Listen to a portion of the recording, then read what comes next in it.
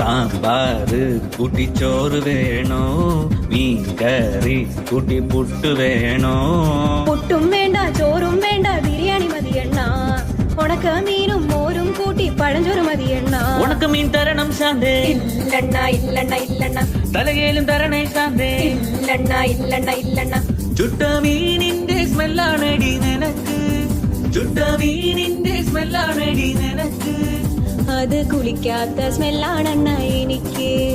അത് കുളിക്കാത്ത സ്മെല്ലാണെണ്ണ എനിക്ക്